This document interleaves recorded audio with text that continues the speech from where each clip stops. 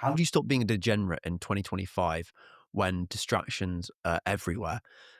That's probably the toughest question our society and our younger generations are going to face in the next few decades. If you want to actually change and not just talk about it, I'll show you the steps that worked for me. So hopefully you can do the same after watching this video. So in 2020, I was an absolute degenerate, like an absolute degenerate. It was lockdown, the summer lockdown and the winter lockdown. And I would basically do as little schoolwork as possible. And I would just sit on Fortnite with my brother, my god brother, and basically play that most of the day, most of the evening. And then after doing that, I would be even more of a degenerate by scrolling on my phone until like 6 a.m. every single night. And yeah, I was watching YouTube videos, but I was also on Instagram Reels, just scrolling away mindlessly, watching some brain rot videos until 6 a.m. I'll get a picture of it from my Snapchat memories because it's insane. Like I would be downstairs in the kitchen getting a fucking midnight snack. Well, not a midnight snack, a 6 a.m. snack, a breakfast. I was having breakfast before I'd gone to sleep and I'd be taking pictures of the sunrise because I'd stay up that long. It was insane. My diet was terrible. I was eating so many carbs and processed meat, stuff like that. I wasn't working out. My sleep pattern was absolutely messed up. I had no direction in my life. And, you know, I was 15 and wondering why I felt like shit and didn't know what to do in my life and felt completely anxious. And I'm sure many of you are in that situation right now or were in that situation in the lockdown of 2020. The worst lockdown for me was winter 2020, not the first lockdown. Winter 2020 was even worse. You literally couldn't go outside because it was getting dark at like 4 p.m. And that was probably when my mental health was at lowest and I was at my most anxious. I was probably clocking in a screen time of like 15, 16 hours, which, you know, some people probably get more screen time than that now, which is insane. But my screen time now is like 2 hours max, and it's just to send emails or go on Spotify or whatever and play a podcast. But back then, I was just scrolling, just sat in the studio in the back of my garden, listening to music until like 3 a.m. with my hood up, getting no sunlight, waking up at 2 p.m. every single day, barely going outside and touching grass, not speaking to anyone. It was horrible.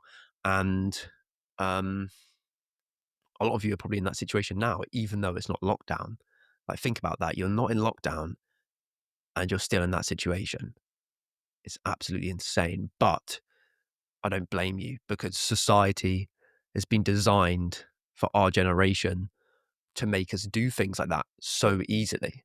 So if you're stuck in this cycle of just degeneracy, bad sleep, bad diet, everything, playing too many video games, watching loads of porn, I'm with you. I have been in that exact position as you. Amongst all of this, amongst all of these bad habits, there was one habit that completely changed my life. And it happened at the end of lockdown in 2020. I went to get my passport photo taken. So I had to wake up at like, oh my God, 11 or 12 p.m. and get there for 1 p.m. So I actually saw sunlight that day, which was probably the first time in like 2 months, right? And walk into the camera shop to get the passport photo taken. And I literally just see shelves for cameras and something just like clicked in my mind. And I knew there and then that I wanted to get a camera. And I think it came from when I was younger, begging my dad to buy me a camera and he thought I wouldn't use it. So he just said no. And I didn't end up getting one. And this like kind of desire reignited itself. So I ended up researching cameras for a month while still being a degenerate, still scrolling, playing Fortnite and stuff. But I started looking at like different cameras and what cameras to get, et cetera, et cetera. And then I ended up buying one from the same shop, started going out with it more, and I started really enjoying it. And I wasn't sure what kind of genre or style I wanted to do. So I started doing a lot of street photography, but then there's also like fields and orchards near my house. So I started going back out in nature, and this is super important. I started going out in nature with my camera, and I'd always been a massive nature nerd from like age 2 till 11. I was absolutely obsessed with birds. I still love it to this day, right? And I kind of combined this old habit and love and passion and hobby with a new one and decided I wanted to become a nature photographer. Why did this help me stop becoming a degenerate, you may be asking? Well, to get the good light, you have to wake up early. So I started waking up around sunrise, going to the local orchard, trying to find some birds to photograph.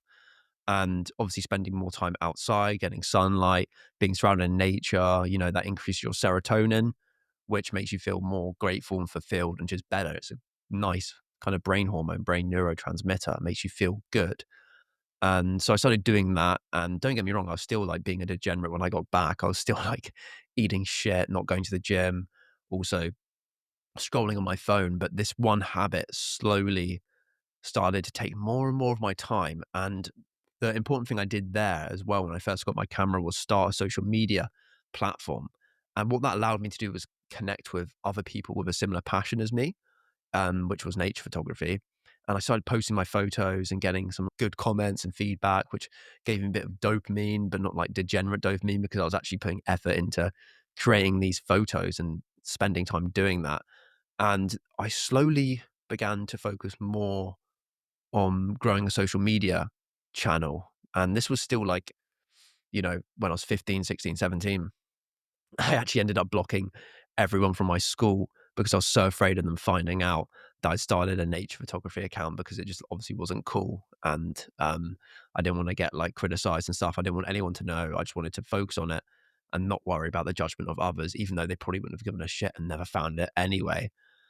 But nevertheless, started focusing more on that, started playing less video games, kind of watching other photography YouTubers and kind of social media influencers that were into nature photography. Some of these people that have like millions of followers. I was like, wow, like it gave me an alternative path of, oh, maybe I don't have to do a 9 to 5 kind of corporate drone rat race job. I could actually, create videos online and maybe make some money from that. So over the next few years, I was getting more and more invested in photography and posting on social media.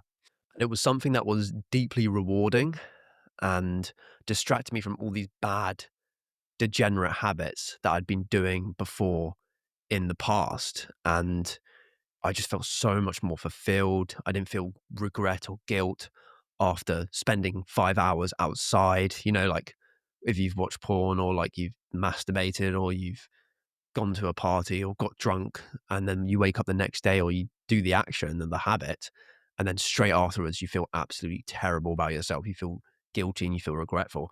I didn't get that with photography. I just completely was obsessed with it, and it really sparked my love for nature again. So it was like a win-win situation. I wasn't making any money from it. I wasn't getting many followers. I think I ended up getting about 1,000, 2,000 followers in like the first year or two, which was like pretty cool. And I met new people online. Yeah, I just found this like alternative community to like 15-year-old degenerate life. So that's when I started separating myself from what most people do. And I'm so fucking glad I found photography. But for you, it doesn't have to be photography.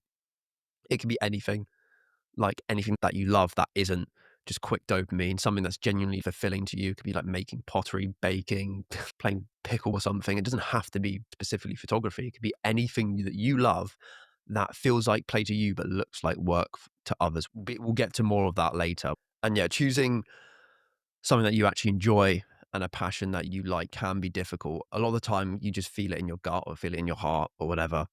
There's something that you really like, that you've liked as a kid, or liked something recently that no one else really cares about in your school or amongst your friendship groups, but you do, and you want to keep doing that, and you could do it for hours. But for a lot of you, there's probably not much that you can think of off the top of your head. And um, I can actually help you try and find your passions or things that you potentially might really enjoy and find fulfilling in my Tribe of Outliers, my private paid community. More about that later. But yeah, first link in the description if you want to find out what you love and you can do to stop being a degenerate, because it's just, that's step one.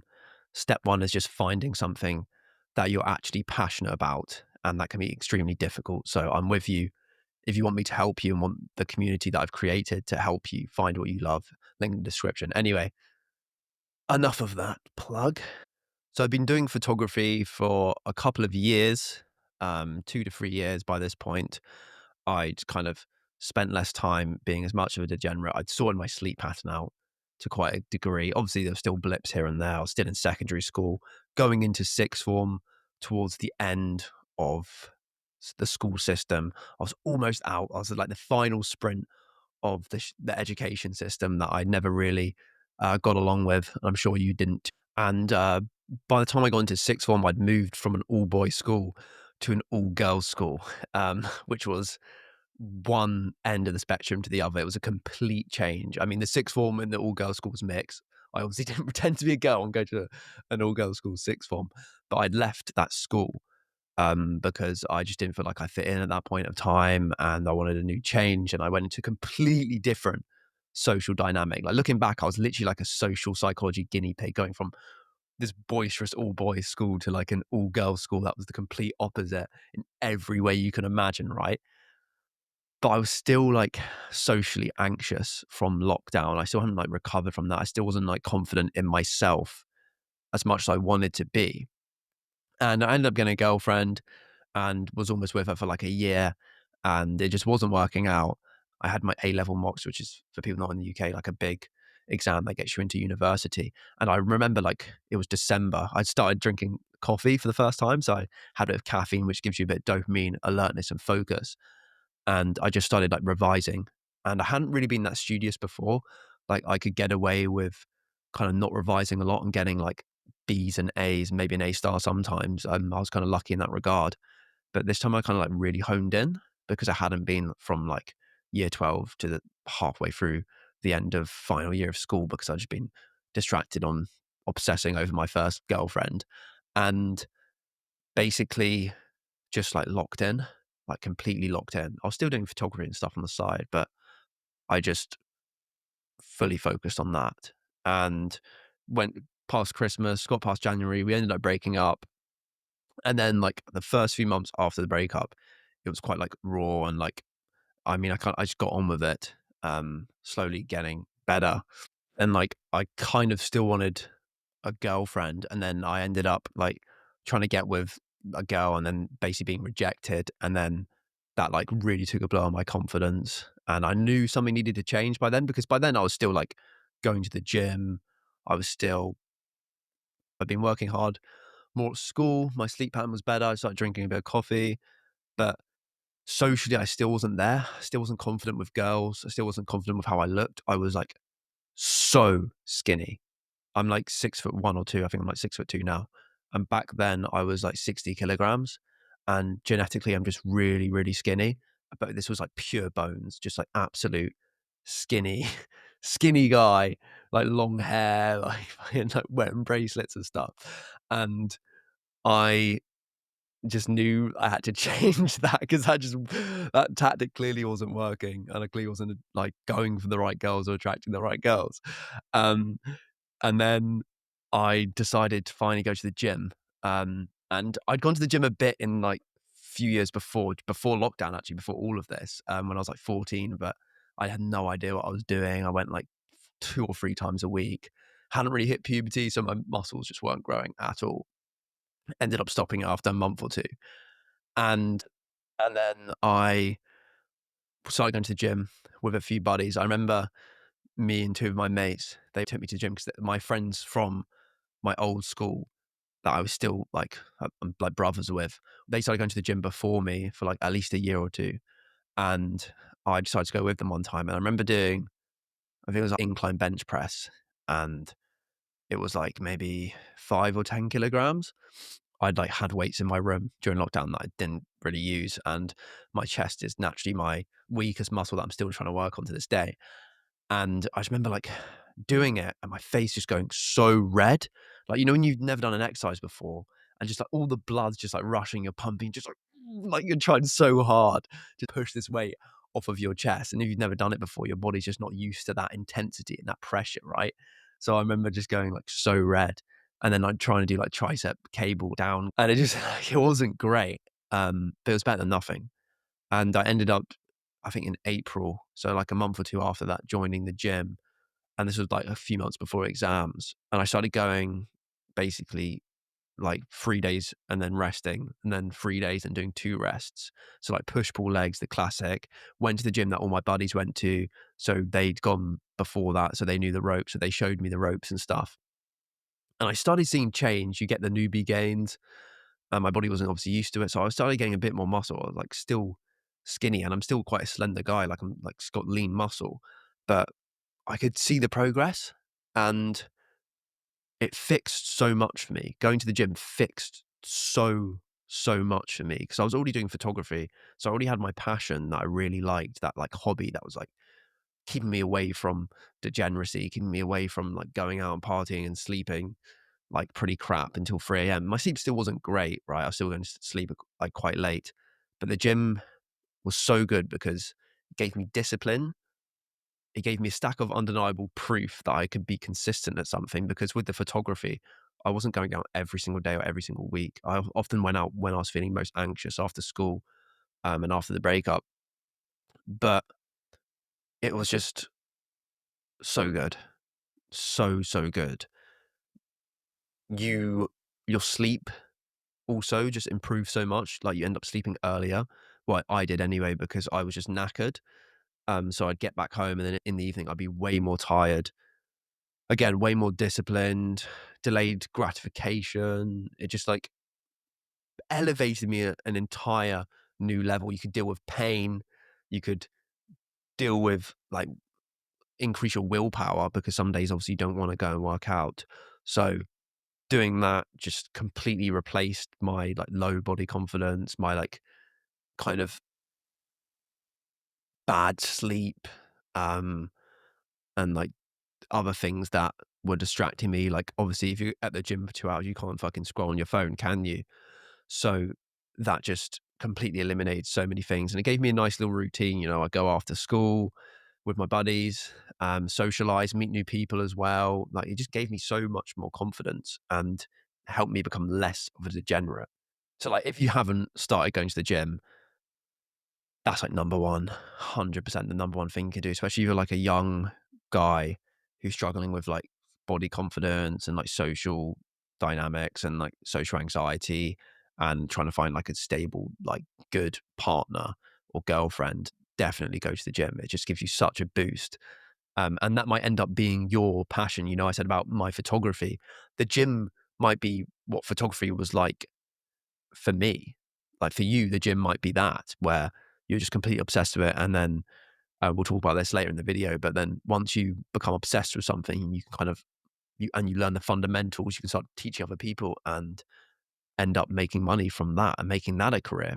But more on that later, and more of that in my private paid community, Tribe of Outliers, where we go through loads of different courses on how you can find your passion and make a living from it. But yeah, more on that later.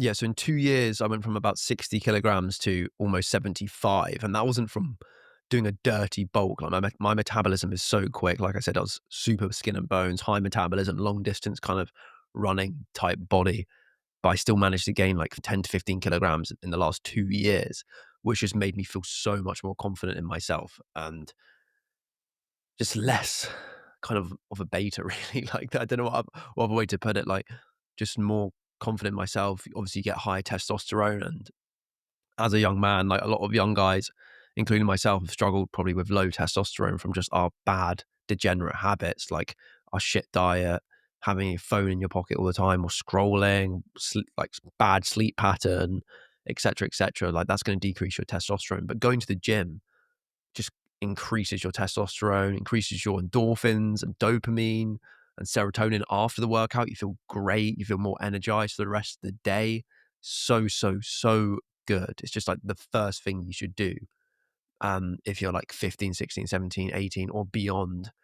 Even if you're like a bit younger than that, like even doing some like press ups and like sit ups and stuff every day, that's going to like make you feel so good and kind of reduce your like scroll. If you do it in the morning, for example, like it gives you a reason to get out of bed, you know, because I remember I have this analogy in my head that I don't really share, but it's like, do you want to be the boy in the bed? Because that's what I was in lockdown. I was the boy in the bed. I was this fucking degenerate boy who just fucking sit in his bed, come home from after school and just like doom scroll for hours and then have dinner and then doom scroll again, then go to sleep, then wake up and then go to school and hate it and then do that over and over again. That was the boy in the bed. And going to the gym makes you get out of bed. You can't work out in your bed unless you have a fucking massive bed or something. So it completely breaks that habit. And if you go early in the morning as well, that gives you a reason to wake up early in the morning, etc., etc. So number one, just start going to the gym, and that will reduce your bad habits like staying in bed all day and bad sleep habit and like struggling with consistency in other areas of your life. The gym can help you solve that. Even without aggressive bulking, studies have shown that going to the gym increases your self-esteem and your energy level. So if that's what you're struggling with as a young guy, which I assume like 90%, 99% of guys are doing, even if they can't admit it to themselves, like we're all low confidence at like 15, 16, 17, before and beyond. Um, Going to the gym just gives you that next level, like boost of confidence and energy, which means it gives you confidence to do other stuff as well. Like if I hadn't gone to the gym, I probably wouldn't even be making this video because I wouldn't have that positive reinforcement from repetitions. I wouldn't have that confidence that I can do things and stick with it. I wouldn't have that delayed gratification that obviously it might suck in the moment, but in a month's time, you're going to see the results. Just as a quick example, like it's just a thing to do. But once you've gone to the gym and you've been going for like 6 months, 12 months, a year, 2 years, it doesn't stop there because I know so many guys that go to the gym that are still degenerates. And I'm sure if you're an avid gym bunny right now, you probably know people that are like that too, or you're that yourself, where they'll be super disciplined at like the gym and just focus on that one thing. But then every other aspect of their life is still like pretty degenerate. They still get shit faced every weekend. They still doom scroll on their phone. They still eat like shit and use the gym as an excuse to do that. But that's still pretty low tier. I mean, it's better than not going to the gym, but there's certainly doesn't excuse you and doesn't stop you from being a degenerate just because you go to the gym, right? So this is like the more advanced levels that true outliers end up doing. They don't stop at just the gym. And let me explain the next kind of level for you. So the next level that I experienced is the thing I've kind of called like habit stacking. So I started doing photography. That's one good habit. The gym, that's two good habits. And then the next habits are creating this stack. And the more you do, the more you realize you can do. So it starts compounding. And the next habit I started to do, which seems really obvious, but most people my age and probably your age don't do this nowadays, is reading. So I started going to the gym and then started listening to these kind of more self-improvement podcasts and watching these self-improvement videos, because when you start going to the gym, your mind kind of shifts from just like, I have no idea what I'm doing in my life. I don't know what will make me more successful. It kind of makes you realize, oh, okay, this is something that's actually giving me tangible reward. This is kind of self-growth, self-improvement. What else can I do to improve myself? And it compounds from there, right? So I started listening to like stuff like Modern Wisdom, Andrew Huberman, um, School of Life, Psych to Go, like YouTube channels and different influencers and podcasts that were kind of in this sphere of self-improvement. And not just like self-improvement in just like working out and getting big, but like psychology, how to find a good partner, how to improve your morning routine, how to improve your sleep, just stuff like that. Whilst also posting more on my photography social medias. So I end up doing that and then realizing, a lot of these people that I look up to now, these like podcasters and stuff, they emphasize how important it is to read. And I'd never really got along with reading. I read a bit as a kid, but it was mostly like nature books and a bit of fiction, like Diary of a Wimpy Kid and stuff in like year 5. And I haven't really found my niche, my like topic, my genre of books that I really like, because some people just love like dark romance or true crime and stuff. But I never really got along with fiction that well. And then I started listening to these modern wisdom podcasts where the author would come on and like talk about their book, or like Chris, the host of Modern Wisdom, would talk about these books. And I started like thinking, maybe I should read those, because if it's benefited these guys and they're super successful, then maybe if I do the same, I might get similar results. And this was like the start of university, like after like Freshers Week and stuff. I started realizing, okay, like, was a bit of a degenerate in Freshers Week for my standards at the time, because I didn't never really went out too much and got too shit faced, but I did quite a lot in Freshers Week because it was Freshers Week. And I then realized, okay, this is not the life I want. I want a girlfriend and I want to keep improving myself. And this kind of like nightlife side of things isn't for me. It's just distracting. It's short-term dopamine. It's full of hangover and regret. I don't want to do this. And if you do go out, like, fair enough. Like, but it is pretty degenerate poisoning yourself 3 or 4 times a week repeatedly and doing shit you regret, in my opinion. And if you've got this far into the video, it's probably your opinion too, or will be your opinion soon, especially if you find more like-minded people like my Tribe of Outliers. Like, it's just going to be full of kind of people that are interested in self-improvement, self-growth, and curious minds that listen to this show and listen to the guests, listen to these kind of solo videos as well. And I'm really curious about the world and want to understand themselves and the world better. But if you're not like that, then just get off this video and keep going to Weatherspoons and nightclubs until 4 a.m. and, getting with not great people and not feeling great about yourself. But if you want to stop being a degenerate and kind of elevate yourself, then keep watching this. But yeah. A lucky moment for me in terms of reading was my buddy let me borrow his book that he kept going on about to me, called The 4 Hour Workweek by Tim Ferriss, which a lot of people have read, and a lot of kind of these self-improvement influencers or like intellectuals or people that have online businesses, they've read, because it came out at least 15 years ago now. But it's so, so good for kind of taking your time back, realizing, oh shit, the 9 to 5 rat race, there's actually an alternative to this where I can make money online or from a small business by working like 10 hours, 4 hours a week, whatever. Like, it gave me at least a alternative path. And it was the path that I kind of wanted to go on anyway, but I didn't know existed. It was the same with the gym. It was the same with photography. I always knew in my mind that there was this alternative route that normal society had been showing me and the education system hadn't been showing me. And I see glimpses of it on social media and on YouTube, but not really. But then the more I discovered these kind of good habits, like reading, like going to the gym, like working on my passion, and as a result, avoiding the bad habits like doom scrolling, going out, and just staying up late, eating like shit, it made the road to the life that I want to live and the lifestyle that I want to have clearer. And you can't see that right now if you're still in your degenerate era, because you haven't found the first thing. But if you take one thing from this video, it should be this.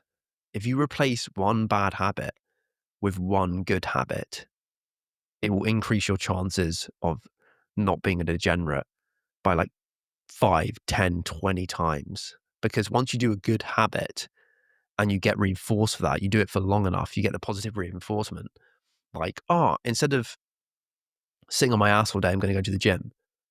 If you stick with that and it becomes a habit, you realize there's another side to life, and there's these good habits that you can do that 10x your life satisfaction.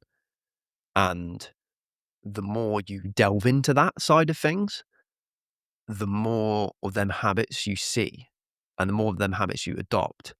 And then it's this compound growth where it's like this, instead of just being linear, which most people think life is like, you start small and it slowly builds up and then it just rampantly, dramatically increases.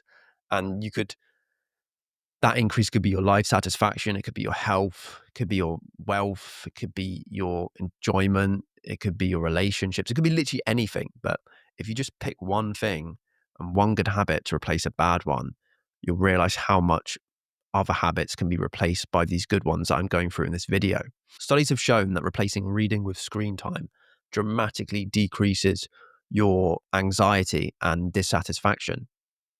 So definitely start reading nonfiction. Some good books I recommend would be The 4 Hour Work Week.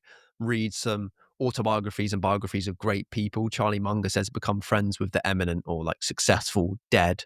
Um, and by learning the lives of others, these big names, these leaders, Julius Caesar, Napoleon, or Arnold Schwarzenegger, or Steve Jobs, reading about these people's lives show you the life of the outlier. It shows you the alternative life to the 9 to 5 Netflix purgatory life, you know? So just keep reading, find some good books, more book recommendations. Let me look at my reading list. Essentialism by Greg McKeown's good. Churchill's biography by Paul Johnson's good. Even like Elon Musk's biographies are really good. I've got some other books at home, but I'm reading 0 to 1 by Peter Thiel right now, which is really good for entrepreneurship. These are a bit more advanced books. So just start with the 4 Hour Work Week and build your way up from there. And maybe start with Essentialism as well by Greg McKeown, because these books help you focus on the good habits and they help you focus on what really matters and makes you effective at doing that. So I highly, highly recommend doing that. Also, in my Tribe of Outliers, my new paid private community where you can meet like-minded people, you can also access my reading list, my complete reading list, and also I'll be doing book reviews on there where I kind of do a similar video to this, but talking about a book I've read. We'll do live chats with everyone and maybe even study a specific book for a month. And at the end of the month, we'll go on a call together and discuss it, things we've learned, lessons we can take, what to avoid from that book. So yeah, if you want to meet a group of like-minded people that aren't actually fucking degenerates, then link in bio for that. It's a completely new community, so there will only be a small amount of people right now because I literally have just set it up, but I've been planning and researching and creating this for the last few months. So yeah, be one of the first members to join and it will truly change your life. So I've been going to the gym. You've been following a hobby or passion that you love despite the perceived thoughts of others, even if it's in your secondary school and stuff. So you've been doing those two things. You started reading every night for at least 20 minutes, even if it's just 2 pages, actually. It's better than nothing, right? You've been reading every day. And this is when you maybe stop focusing on social media consuming, but start focusing on creating. So say you've been doing your hobby for 6 months or you've been doing it your whole life. Like I've been doing photography at this point up until for the last 3 or 4 years. You start fully creating content, educational content, but also just showing your work more on social media and being consistent with it.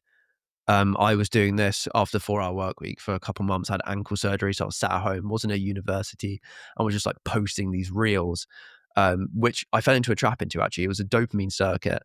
And they were just kind of like influencery reels. They weren't educational. They weren't improving people's lives. They weren't helping anyone understand the world better, but it was good advertisement for my work. But yeah, I wasn't getting much from it, just a lot of views. So I ended up gaining like 10,000 followers on Instagram from it, but then kind of burnt out and became less motivated with it because it didn't feel that fulfilling in the long term, even though I thought it would do. Carried on reading though. And this is where we get to the next stage of anti-degeneracy, regenerating yourself. And it's creating a small stack of non-negotiables, daily non-negotiables. So what does that actually mean? It can be 2, 3, 4. For me, 3 is the magic number for this, of habits and things that you have to do every single day. So what would you think it would be? For me right now, it's work out, do the podcast, do this, the podcast, and read. And I have to do those things every single day, even if it's 1 page of a book, even if it's sending 1 email to a guest, even if it's planning 1 video, even if it's doing a 10-minute workout. I mean, it never is that amount of time, but still counts, okay? So setting your non-negotiables for the day ensures that you maintain these good habits and therefore helps you avoid the bad habits from creeping back in, because you might have got to this stage where you've been doing these good habits for ages, but then there's still this one habit that's creeping back in to your life. I've been there. You know, there's always these constant previous addictions to your phone, to social media, to porn, to sleeping like shit and not going out, to feeling anxious in social situations. They always creep back in if you don't have these non-negotiable habits that will avoid and stop and replace those bad habits. Because you could have got to the point where, oh, I'm going to the gym 5 days a week, I'm reading and I'm working on my new hobby and stuff. And then you're like, you got so comfortable with doing those things and you don't feel hard anymore. And maybe you haven't got as many results as you did at the start. Then newbie gains have stopped and you've kind of plateaued in your work. And then you end up stopping without even meaning to. And missing a habit for one day is a mistake. And missing a habit 2 days in a row is the formation of a new habit. Trust me. So, how do we counteract that? What we have to do is do our non negotiables every single day without fail. Like, I was on holiday in Greece a few weeks ago. I brought the podcast equipment with me. I brought books with me. I even brought this exercise band with me. And obviously, it's not the same as bench pressing or doing pull ups and stuff, but all I did was do these like kind of cable exercises with this resistant band, you know, like the push-ups and the bicep curls and stuff with this resistant band. Way less weight. I obviously wasn't gaining much muscle from doing that, but I was also doing press-ups as well. And that meant when I got back home and was back in my usual routine, going to the gym was like that. And if I didn't do and maintain that non-negotiable habit, how much more likely do you think I would have fallen back into the, oh, I just won't go to the gym this week, you know, I've just been on holiday and stuff. Like the chances of me not going to the gym after that would have been incredibly high. So even if you're traveling or you're on holiday, you've got to keep these non-negotiables with you. And even if it's for 10 minutes a day, like a 10-minute workout, 10-minute reading session, or, you know, 10 minutes worth of working on your hobby, you know, it's better than nothing. And it just ensures the habit keeps compounding, doesn't stop, and you don't fall back into the bad habits. Because Charlie Munger said, was Warren Buffett's vice chairman and kind of like right hand man, but he's basically like a philosopher, but he was an investor, made billions of pounds as well. But he had so much wisdom in him, and you should definitely study him. The Tao of Charlie Munger is another book I recommend, and another book on the Tribe of Outliers communities reading list. So we'll be doing an episode on that in the private community at some point. But he has this thing called inverse theory or inverse thinking. And it's like, if I want the plane to take off, he had this example because he worked in the military in World War II, kind of for like weather and making sure the planes didn't crash. He said, to make sure the planes take off and land safely, I must think of every way it could not take off safely and it could not land safely. And he also said a lot of wisdom and success in life is avoiding bad things and thinking of what not to do rather than what you should do. Because by knowing what you don't want to do gives you space to know what you want to do. And if you avoid what you don't want to do, and they're bad, degenerate habits like scrolling on your phone for 16 hours a day, if I just think, I'm not going to do that, I'm going to avoid scrolling on my phone for 16 hours a day, what else do I do? Oh, there's this thing called the gym. Oh, there's this thing called books. It gives you space to realize better habits you could be doing. So avoiding the bad things is just important as doing the good things. And most degenerates should just focus on avoiding those things. But like we said, we have to replace them with new habits. But obviously these vices, these bad things, these things that are infecting us as a society and numbing our brains are so accessible. They're so normalized. Everyone does it. And the default way we think and we've been taught to think and we've evolved to think is, oh, if everyone's doing it, then it's probably the best thing to do, which is the complete opposite of what you should be doing in modern day society, because there isn't a lion outside. You're not in small hunter-gatherer tribes and you're not fighting in a war. You have abundance of food, of shelter, of education, of potential knowledge. Like, these books are £3 on worldofbooks.com. You know, you can get a secondhand book in great condition that can completely change your life. Charlie Munger says there is $1 billion worth of advice in a $30 history book. I would say even a $3 history book. Genuinely.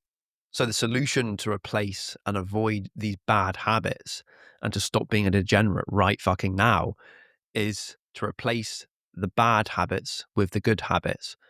Instead of scrolling on your phone all day, go to the gym. Instead of watching porn or eating loads of junk food, read in the evening instead. Simple, but not easy. Warren Buffett says that so many times. The good things to do in life are simple, but it doesn't mean they're easy. So I have complete sympathy for you if you're struggling and you're really trying, but just keep going, don't stop. So that leads me to the non-degen day, the Outliers daily routine. This is the kind of routine that the people in my paid private community, Tribe of Outliers, will be doing and are doing every single day. It's the way to actually become successful in the modern day. So let me just run for you an example of my kind of day that will show you what a non-degen life is. And if you adopt a few of these daily habits yourself, you'll actually see results and stop being such a degenerate and getting your attention sapped by all of this stuff and your energy sapped and your life flashing before your eyes. So wake up early and at the same time every single day. These might sound simple and like, oh yeah, I knew that already, but are you doing it? Are you waking up at the same time every day, or at least early every day? So just because it's simple and just because it sounds like stuff you've already heard, repetition is persuasive. The more you hear something, the more likely you're going to do it. You brainwash yourself from doing it. So wake up early and at the same time every day. Just completely helps your sleep pattern and gets you into a good start of the day, you know, not hitting snooze and not lying in until 12 p.m. is going to fix a lot of your problem. And then what I do after waking up early is getting into a shower straight away and making it cold straight away. So I have a cold shower straight away. Why? Again, it's kind of like, do I really want to be in the cold shower? No. So that gives me a stack of proof that I can do hard things, because cold showers aren't that enjoyable. But, you know, once you do it for a while, you end up enjoying it because you feel great afterwards. Cold exposure increases your dopamine, increases your endorphins, makes you more alert. So it takes you from that state of fatigue and waking up to suddenly you're alert. You're ready for action. So that makes the rest of the day much easier, because if you were just half asleep for half the day, you're not going to get as much done and you're going to be more likely to just sit in bed and scroll on your phone. So get in the cold shower straight away. Highly recommend it. Studies shown that cold exposure can spike dopamine by 250%. Think about that. High dopamine means you're more likely to hopefully strive after good things if you have the other habits in place, like going to the gym. If you have more dopamine in the morning, you're going to have a high chance of wanting to do that. You're going to feel more good, more energized. So yeah, cold shower, boom. Do that for 30 seconds to a minute. You know, it doesn't have to be, you don't have to be in there for 20. You just want a quick energy boost. And then what I do straight after that, after like drying and like brushing my teeth and stuff, is I get changed and I do something very important. I put my shoes on. This may seem like so trivial. It sounds so trivial. I know it sounds really trivial and simple, but it makes such a difference. Think about it. We've gone to school since the age of 3, right? What do we do when we're in school? What do we do at work versus when we're at home? I've assumed 9 out of 10 people have their shoes off. They're relaxed, right? When you're at school, we've been literally conditioned to wear our shoes. And by wearing our shoes, that habit is so embedded in our school lives and our work lives that we associate wearing shoes indoors with getting work done, with being at work and not relaxing. It's the opposite of relaxing. I discovered that, like I said, when I was on the grind in winter lockdown before I had a massive breakup with my first girlfriend. That was the one thing that helped me focus. I put my shoes on. I started revising. It made me less likely to go on my phone because I didn't go on my phone during school for 15 years. It made me do the work because I knew when I was in school I had to do the work. So it just taps into that deep conditioning we've had since we were about 3 years old that equates shoes on indoors with a bit of work in front of you to doing the work rather than scrolling on your phone. It worked for me. Try it yourself. Again, don't beat any of this stuff down until you try it. It's stuff that's worked for me, and it has probably had the biggest effects. Not just the shoe thing, but all the things I've discussed so far. And I feel a necessity to teach you guys and tell you guys about it because I was an absolute fucking degenerate and felt like shit for a lot of my teenage years. And I know what it's like. I know how it feels. And I went from feeling anxious every day, not being able to make eye contact with people when I walk down the street, to feeling amazing and content and fulfilled in my life every single day. So if you follow these things consistently and form these good habits, that might happen to you as well. So at this point, you've had the cold shower, you've woken up at the same time, you've woken up early, and you've put your shoes on and your clothes on, right?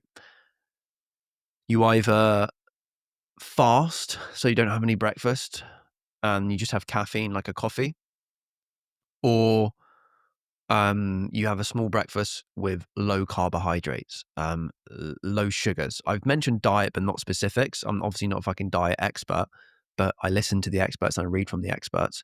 And if you have processed carbohydrates at any time of the day, but especially in the morning, it's the worst in the morning because you've just woken up and you have the rest of the day to get on with stuff. If you have a lot of carbs, it creates a spike in your glucose levels, your blood sugar levels. And then what comes up must come down. A force in one direction causes a force in an equal and opposite force in the other direction. Newton's third law of motion, right?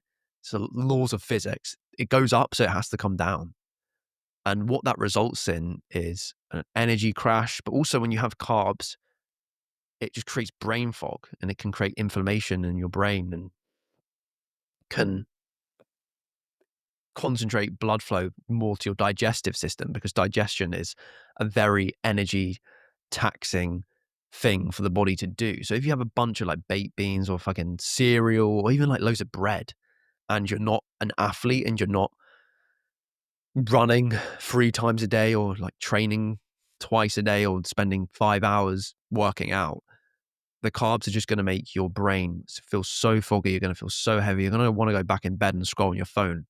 Right. So if you're going to have breakfast, I recommend having, especially if you're like going to go to the gym, you know, high protein, kind of high fat, maybe some complex carbs, but again, probably wouldn't even have any breakfast. So, tuna, some meat, maybe some eggs. Eggs are really good.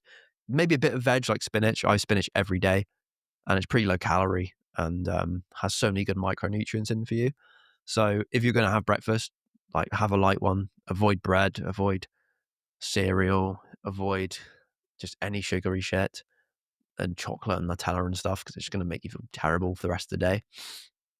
And then after that, obviously you need to hydrate as well, have a bit of salt. And after doing that, I'd either start working on your hobby or not hobby, your passion. You start working on your passion straight away. Or what I do is I go to the gym like straight away. I do that and then I walk to the gym. Obviously I'm walking, so that helps with digestion. But even if you drove to the gym, you start the day with a hard thing. You're literally lifting metal off of you. You're resisting. You're like causing micro tears in your muscles. You're socializing. You're getting a bit of sunlight because you've gone outside. You're getting a bit of fresh air. You're pushing yourself to your limits. And then afterwards, you feel great. You feel energized. Navy SEAL and podcast and self-improvement kind of titan Jocko Willink, he says, like, he works out like 4 a.m., but he says if he works out within 1 to 2 hours of waking up, he just feels more energized for the rest of the day. And I completely get that as well.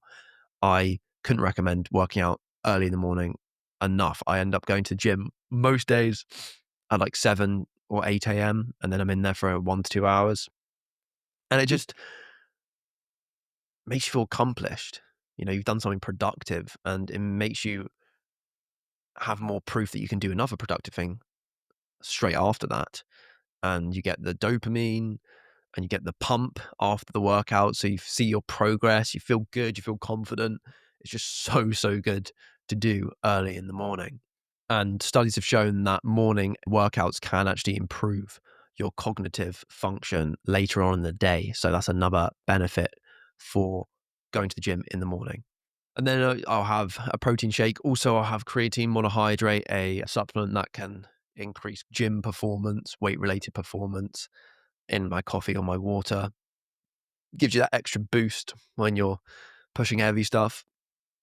And then I'll have a protein shake afterwards, and I'll either have another light, high-protein meal, so some more eggs maybe, some tuna if I didn't have any in the morning, maybe have some carbs like eggs on toast if I brought bread with me. But again, I've not been doing that for the last week or two, and I felt more energized. Like, I've stopped eating bread basically. A lot of the time, I would end up napping after the gym, thinking, oh, maybe it's just because I'd not got enough sleep. Naps are super good, like 20-minute nap, 15-minute nap, then a cold shower, like nothing against that, right?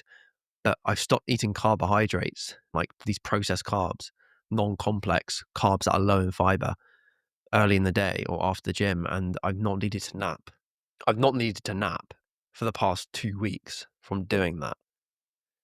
So, you know, if you're going to have lunch again, then you're not going to continue to fast, maybe have another coffee and then have some high protein meal, even if it's like chicken or something, some steak or beef if you're going to go fancy.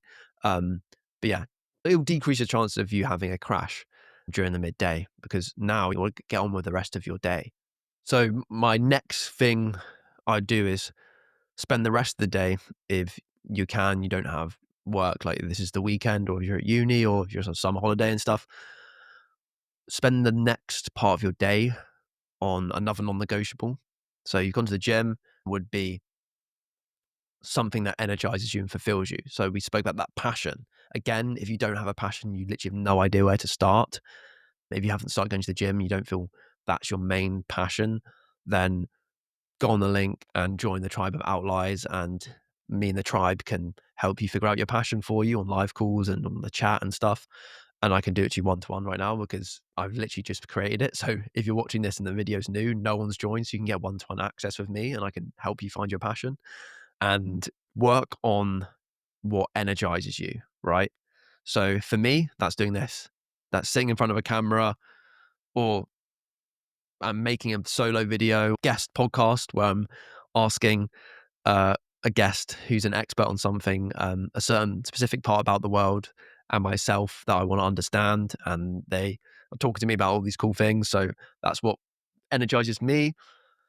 That obviously also includes doing preparation for that, working on like the editing and scheduling, which again, I'll go into more detail in other videos, but also on the Tribe of Outliers, like my entire process for creating all this content. But also like sending cold emails out so I can get guests on, booking guests, scheduling guests. But the thing is, this all sounds like pretty mundane, right? But I love it. Like I absolutely love it. Like like right now, I was speaking to someone like after the gym or something, or in the sauna, and they're like, "Oh, what are you doing after this?" And it was like the weekend. It was like Saturday night or like Saturday evening. I was like, "Oh, I'm just gonna go back and like just edit the podcast and schedule it." And they were like, "Oh, what about anything fun?" And I was like, I wasn't like, I didn't get annoyed. I was just like, no, that is genuinely fun for me. I'd rather be doing that. Like, again, find something that energizes you, that gives you another route or another option instead of the degen path of going out and getting shit faced and spending £50 that you don't have. And getting an SDI or, ruining the rest of your Sunday, you know, working on something that you love.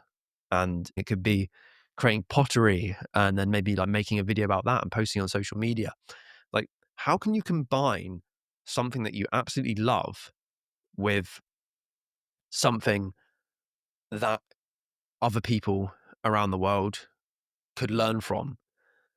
That's it. Like that's when I'm talking about the non-negotiable, like finding a passion and stuff. It's not just finding a passion and doing the passion for your own sake. That's step number one. Like just go to the gym, focus on yourself. Go out in nature with your camera, just focus on yourself. But once you do it for a couple months, a couple years, and you're just not stopping at doing it, then you can start sharing it or start sharing it straight away. Like if you've learned something new from a book, why don't you create a video on that? Because you're passionate about it, because you've just read the book and you do it every day and you can't stop telling your mum about it. So why don't you create a video on it? Like, and then that gives you something to work on that's actually beneficial for your life, and it stops you from scrolling. It stops you from watching porn, you from eating like shit because you just want to have a clear headspace and you want to be fasted and you want to just like work on that passion that you can turn into your career eventually. Like, why would you not want to do that? Like, I don't understand it. Like, step one, obviously find the passion and stuff. But once you have the passion, why are you not teaching and telling other people about it and like showing people it and like whatever, I just, yeah, that will give you so much to work on, but it won't feel like work. I promise you, I'm getting excited because it's the hack. This is the thing for me that's just been the most net gain since the gym. It's just been like finding something I'm passionate about and just working on that and treating it like going pro and like something professional because, you know, the high achievers act like high achievers and act like outliers before they are outliers. So like we have to just work on it. And even if you're not getting a lot of reinforcement, people don't care about it yet because you haven't found your audience or you haven't been posting enough yet, or you've only just began or you don't know where to start. Joining the Tribe of Outliers, my community I've just set up, we can help you figure that out. Um, and also prompt you for like cool topics because we're basically gonna discuss topics that I've spoken about on the podcast with guests and discuss things that the tribe have been learning in their own time. Like, oh, hey, I'm reading The Prince by Machiavelli. This is what Hitler and Stalin, I think, learned and helped them become dictators. How fucking crazy is that? How dark is that? But also in The Prince, there's tips on how to increase your status and become more successful in life, not in such a dark and twisted way. So like let's discuss that. Like that's what we're going to do in the Tribe of Outliers. So if you're interested in finding a passion and creating content on it and finding like-minded friends that are into self-improvement and understanding the world as much as you are and getting access to me personally every single week, just join it. Like it's going to be such a benefit for your life. Woohoo.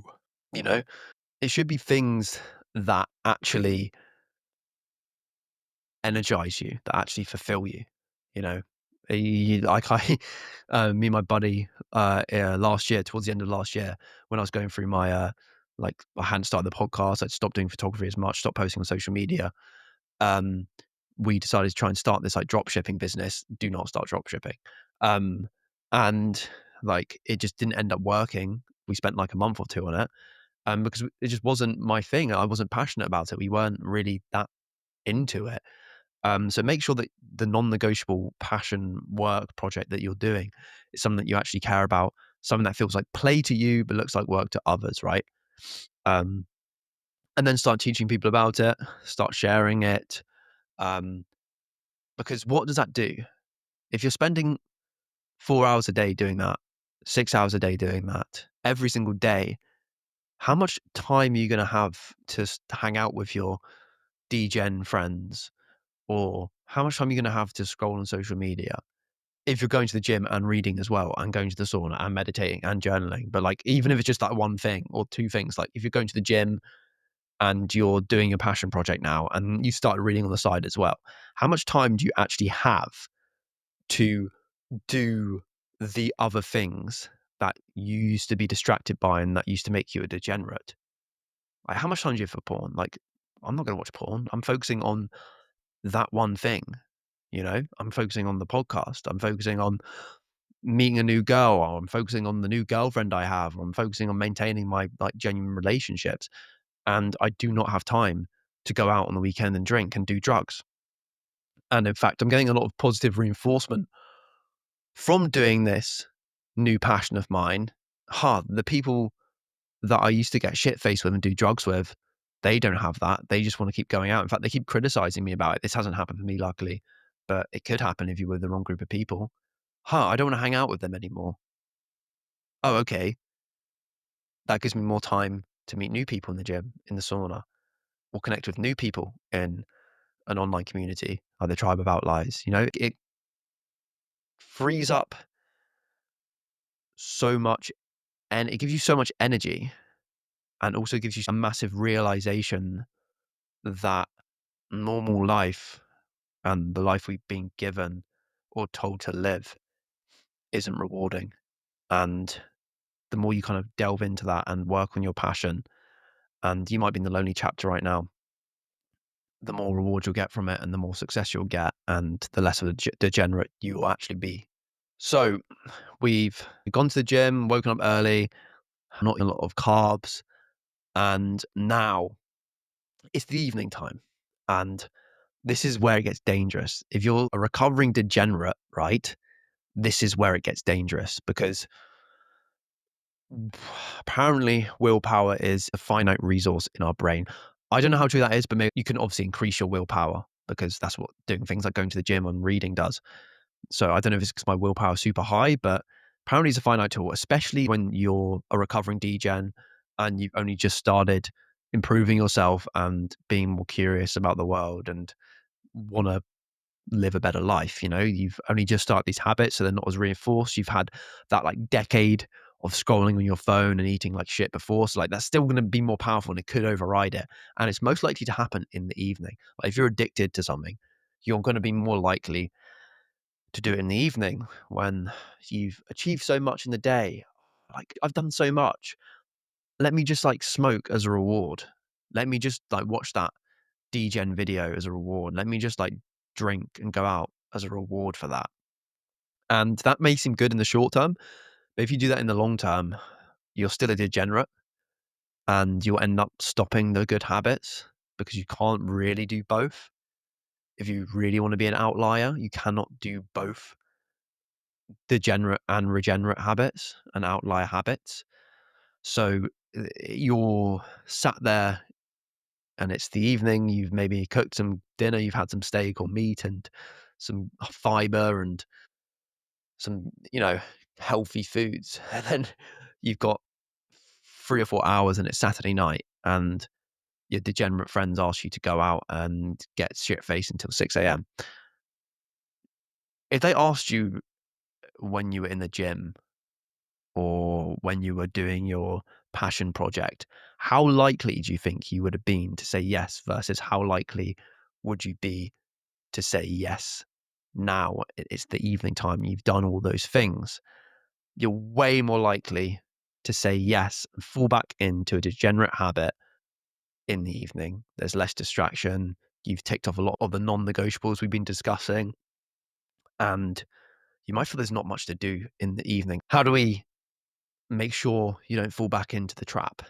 How do you make sure that evenings are still a sacred time where you don't scroll for 4 hours? Here are a few tips. If you can afford it right now, going to the sauna is a very good option, especially if you don't have any friends that are into this as much as you are right now, because you haven't joined the Tribe of Outliers, or you haven't got people as into this stuff as you are, or you don't have a good girlfriend that you can chill with. But then I still go to the sauna with my girlfriend, and still would happily go to the sauna with like-minded, curious outlier friends. And I've met people from the sauna who are like that. So if you can afford it and you have a sauna membership, go to the sauna. Increases your blood flow. If you worked out in the morning, which you would have done, hopefully, and if you're following this video, it increases the blood flow to your muscles, helps you recover quicker. If there's a steam room as well, the place that I go to is a steam room, that improves your respiratory system, it clears out a lot of shit. Also, when you go to, you sweat a lot. So you sweat out a lot of toxins. That's one of the ways we repel our toxins. I've had Dr. Anne Chappell and Dr. Ailey Cohen, both like really good, famous toxicologists. And I think it was Dr. Anne, she said how sweating can get rid of a lot of things, and also sweating can get rid of microplastics that you just have been consuming because they're everywhere nowadays. So sweat it out in the sauna also means you can socialize, and it normally you're in there for like maybe half an hour, and then you come back and have dinner if you haven't already, and oh, it's 8, 9, 10 p.m. I've only got like an hour or two left of the day before I have to wake up at 6 a.m. and go out to the gym.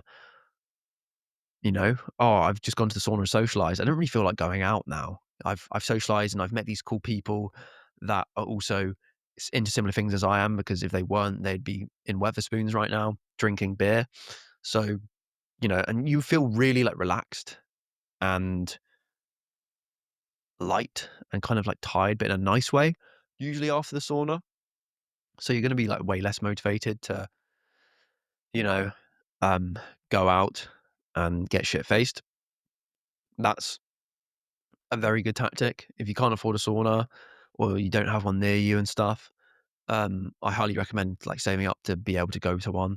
But if you don't have one available, go on a run or start reading early in the day, have dinner, then just like go back and read, or like meditate for 20 minutes, then read for an hour or two, and then like journal for half an hour. Like read, meditate, journal. I don't really journal a lot. I should do it more, and I have been doing it the last few days. I used to journal a lot more at the start of my like journey. Um, and same with meditation, but like sometimes in the sauna you can meditate when it's quiet, and it's quite meditating there when you're just in there by yourself, or you're in the steam room. So you can kind of two in one it if you can go to the sauna. But if not, try out meditation. It helps you clear your mind a lot, especially if you've had a fun but intense day.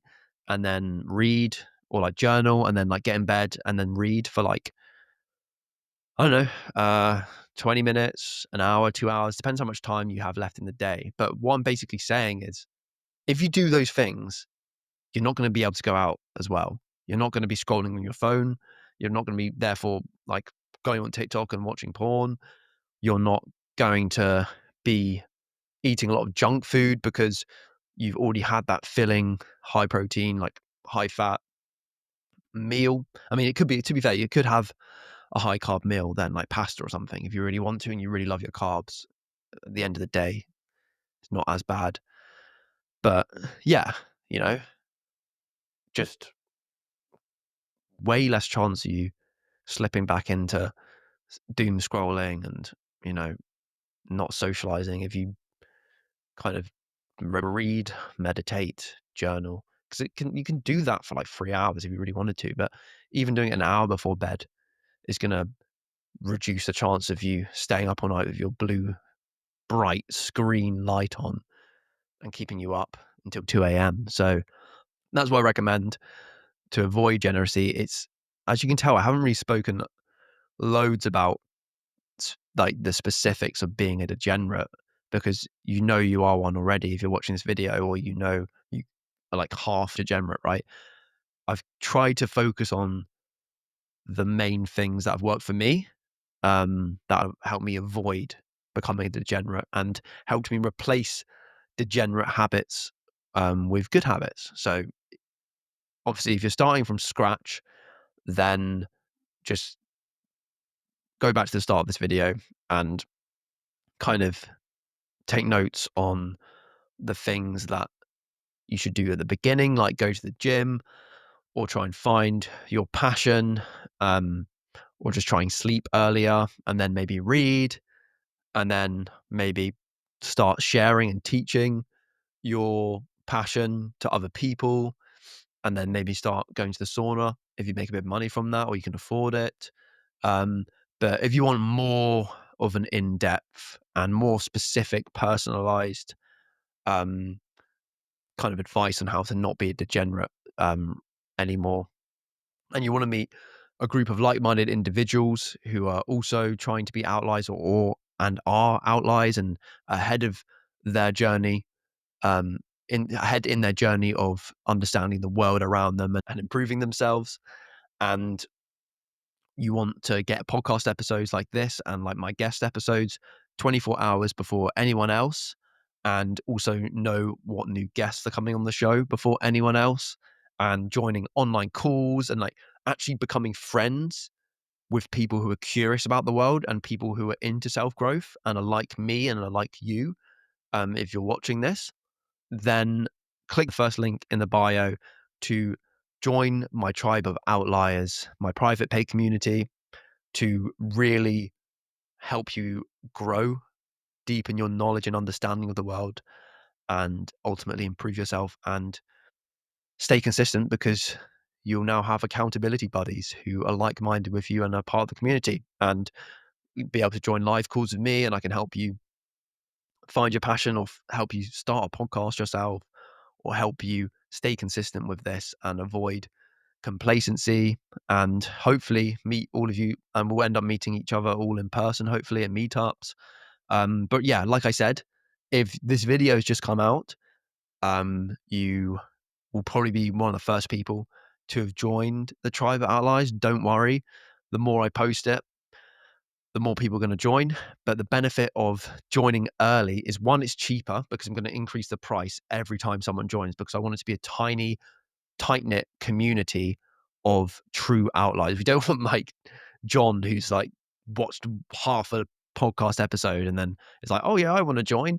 No, we want people that really take notes and implement and learn from the show and from other books and from other people who are also, you know, are trying to help you improve your lives. And we want people that are fully dedicated to becoming outliers. It's not Tribe of half degenerates.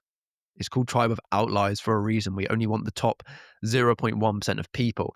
And if you think to yourself, oh, I don't know if I'm at that stage yet, but I really feel like I could become that next level, this is exactly for you. And if you're thinking, oh, I'm already at that level, but yeah, I kind of want to get episodes early so I can be ahead of the crowd and take notes and learn the things from the show and from me before anyone else. I want to get access to Jacob, and I also don't have many friends that are like-minded, and I'm kind of in the lonely chapter right now, and I feel like if I got some friends who are into similar stuff about the world and about about self-improvement as much as me, then that's going to help me elevate and become a true outlier, and more of a success than I already am right now. So if you're just starting out, there's so many benefits for you that I've just said, and also if you're far on your kind of self-discovery, self-growth journey, and you love the show and you love learning new topics, and you're an avid listener and just a curious mind,